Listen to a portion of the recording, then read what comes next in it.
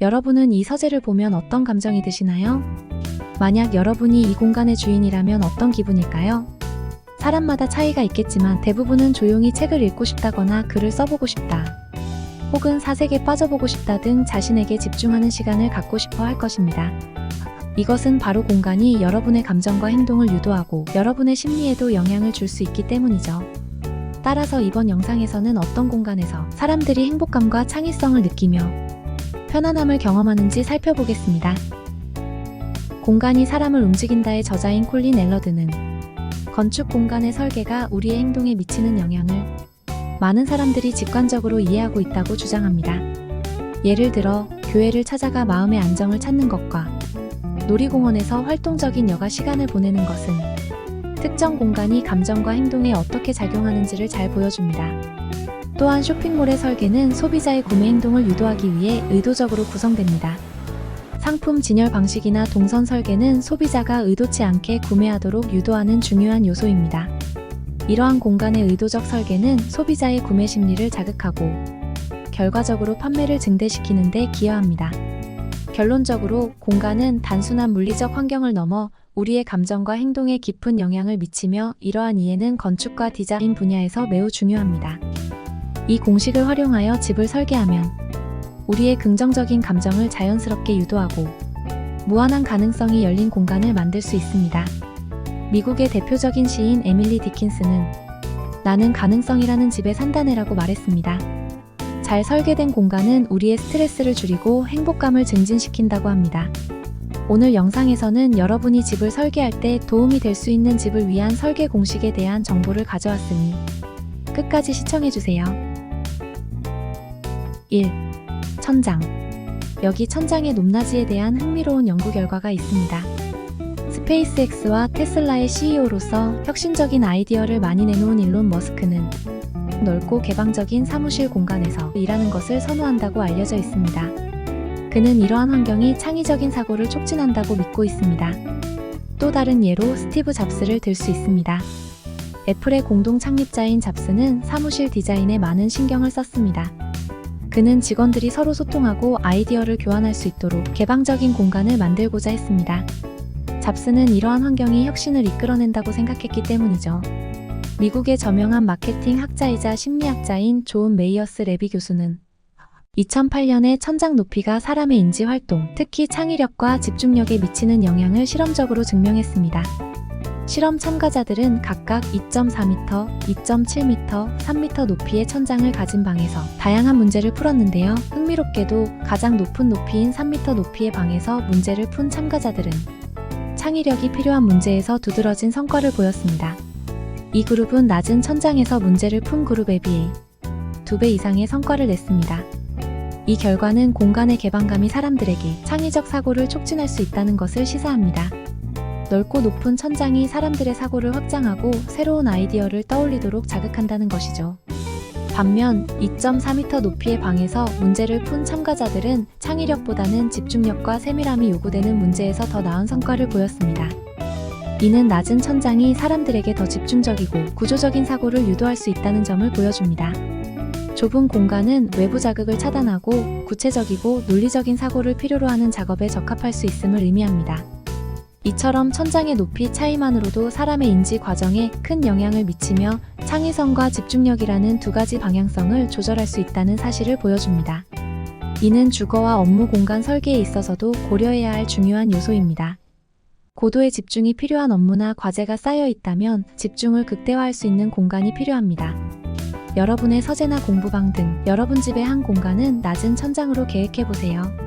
낮은 천장은 아늑하고 집중할 수 있는 환경을 제공합니다. 여기에 더불어 천장의 색상과 질감을 벽보다 어두운 톤으로 만들면 여러분이 원하는 공간을 더욱 극대화할 수 있죠. 주방의 경우 조리를 하는 공간과 식사를 하는 공간인 다이닝 공간을 둘로 나누어 천장의 높낮이를 다르게 할 수 있습니다. 조리대가 위치한 주방의 천장은 낮게 하여 요리에 집중하고 다이닝 공간은 높게 설계하여 가족 간의 자유로운 대화를 유도할 수 있는 거죠. 천장의 높낮이만으로도 우리의 사고와 행동에 이렇게 큰 영향을 미친다는 사실 정말 흥미롭지 않나요? 2. 벽. 두 번째는 벽입니다.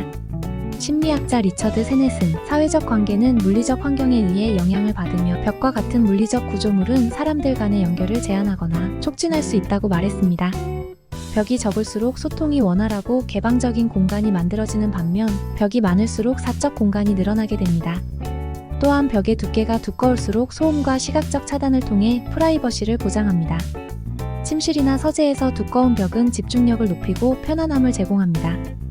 반면 얇거나 투명한 벽은 개방감을 높여주고 사회적 교류를 증가시킵니다. 벽의 색상과 질감도 중요한 요소입니다. 색채 심리학 연구에서는 색상이 사람의 감정에 미치는 영향을 다루고 있는데요. 밝은 색상의 벽은 공간을 넓고 개방적으로 느끼게 하여 창의적인 느낌을 주고 반대로 어두운 색상은 아늑하고 안전한 느낌을 준다고 합니다. 따라서 침실을 계획할 때는 주거 환경의 일조량과 외부 소음을 파악하여 벽의 마감재와 색상, 흡음재의 유무를 신중하게 결정해야 깊은 수면과 편안한 휴식을 할 수 있는 공간으로 만들 수 있습니다. 소통이 중심이 된 가족이라면 거실에 얇거나 유리로 된 벽을 사용하면 개방감을 제공하고 가족 구성원 간의 소통을 촉진합니다. 예를 들어 유리벽으로 나뉜 거실과 주방은 요리하는 동안 대화를 나누기 좋고 시각적으로 공간이 넓게 느껴집니다. 카페나 공동작업 공간에서 투명한 벽을 사용하면 개방적인 분위기를 조성하여 사람들 간의 상호작용을 증가시키는 것과 같은 원리입니다. 이러한 디자인은 가족 간의 대화를 활성화시켜 창의적인 아이디어를 공유하는 데 도움을 줍니다. 이에 더불어 화이트나 연한 파스텔 색상의 벽으로 공간을 꾸미면 가족 간의 긍정적인 감정을 유도하고 창의적인 분위기를 조성하는 데 효과적입니다. 어두운 색상의 벽, 예를 들어 딥블루나 다크 그레이는 공간의 깊이와 안정감을 줍니다. 이런 색감은 아늑한 분위기를 조성하여 편안함을 느끼게 할 수 있어요. 또한 고급스럽고 세련된 느낌을 연출할 수도 있죠.